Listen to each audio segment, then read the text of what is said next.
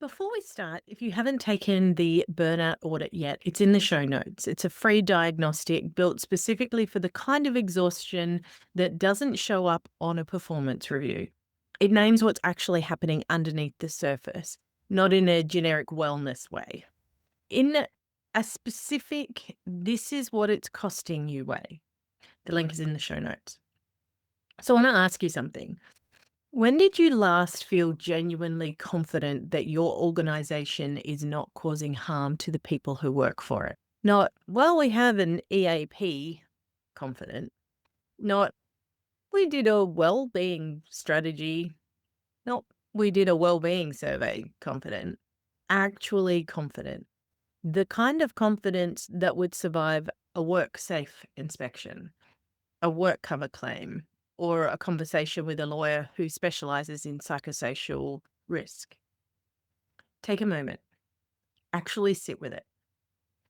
For most of the leaders that I work with, that question produces one of two responses, either a long pause or a kind of quiet, creeping awareness that they've been assuming the answer is yes without actually checking.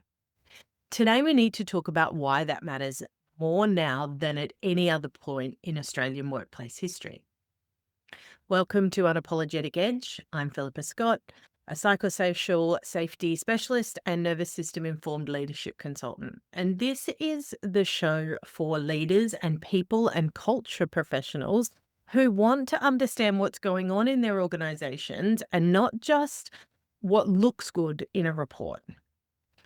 Today is episode 1 of this new branch, and I want to start exactly where the conversation needs to start, which is with what has changed legally in Australia and why most of the leaders I speak to are managing it wrong. Not because they don't care, they care enormously, that's why you're here, but because nobody has explained it to them clearly. And that's what this episode is actually for. So, what actually changed? Let's begin with the legislation because I found that when I explain what's actually in it, most leaders have a very specific reaction. It's somewhere between surprise and mild panic, which is the appropriate response. In 2023, WorkSafe Australia updated the model work health safety regulations to include explicit provisions around psychosocial safety hazard, around psychosocial hazards. Individual states are progressively implementing this. The practical effect is that psychosocial risk is now a legal duty of care obligation in the same category as physical risk. That means that the stress your team is under, that's not a morale issue. That's a compliance issue. The unrealistic deadlines, compliance issue. The manager whose communication style leaves people walking on eggshells, compliance issue. The always on culture where nobody actually disconnects, compliance issue. The legislation identifies 14 categories of psychosocial hazard that organizations are required to identify, assess, and manage. 14. Most organizations I audit are actively managing 0. Some are managing 1 or 2, usually workload, and usually by asking people to flag when they're struggling, which is the organizational equivalent of putting a bucket under a leaky roof and calling it a maintenance plan. This is not a small shift. This is a fundamental reclassification of what safe workplace means. And the reason most organizations are behind is not malice. It's that the change happened gradually, the guidance was complicated, and the people responsible for implementing it were already managing 17 other things. And that's not an excuse, it's context. And context matters when you're trying to fix things rather than just assign blame. So here's the uncomfortable part. The primary vector for most psychosocial hazards in the workplace is leadership behavior. Not because leaders are bad people, but because leadership behavior sets the conditions for everything else. The manager who sends emails at 11 p.m. is not just a person who works late. They are creating a psychosocial hazard called role ambiguity around working hours and recovery time. Whether they intend to create that pressure or not is irrelevant to the impact. The leader who praises people publicly for going above and beyond during a crunch period is not just being encouraging.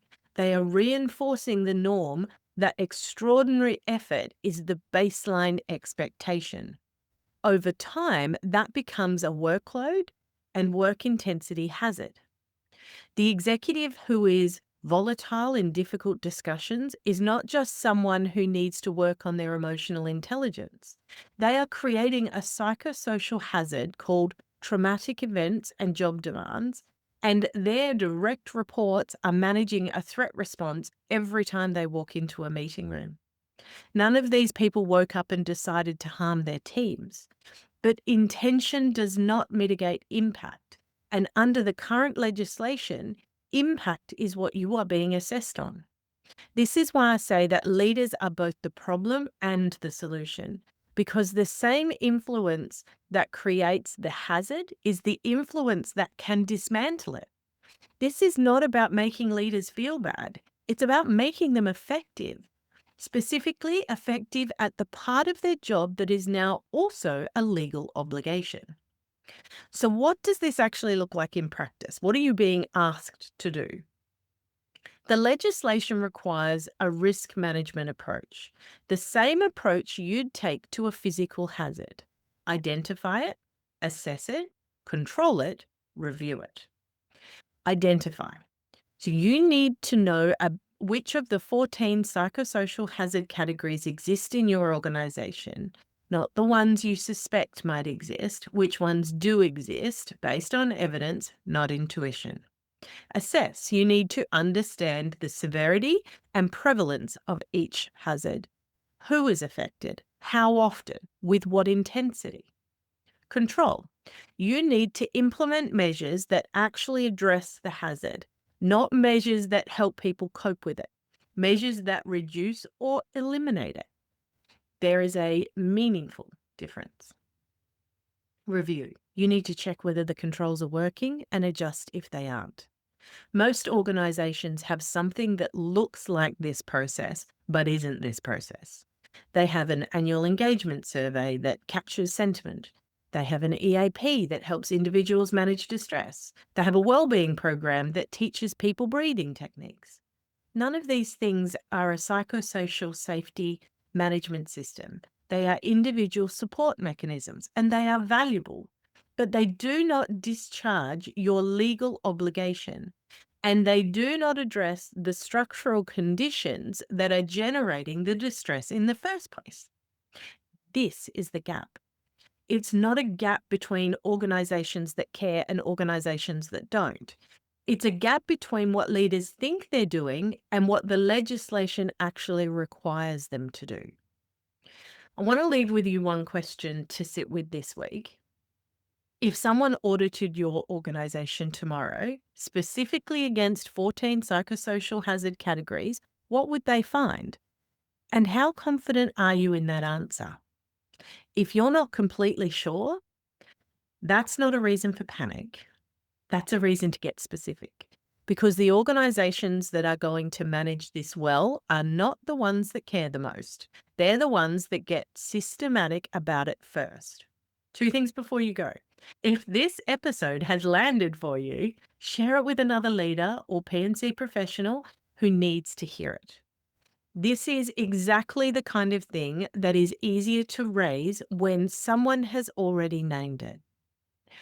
Second, the burnout audit is in the show notes. It's free, it takes 5 minutes, and it will show you which dimensions of psychosocial load are currently highest in your own experience. And that data matters because you cannot build a psychological safe organization while quietly burning out yourself. I'm Philippa Scott. This is Unapologetic Edge. I'll be back next week with episode 2, where we'll go into all 14 hazard categories in plain language so you know exactly what you're looking for. Talk soon.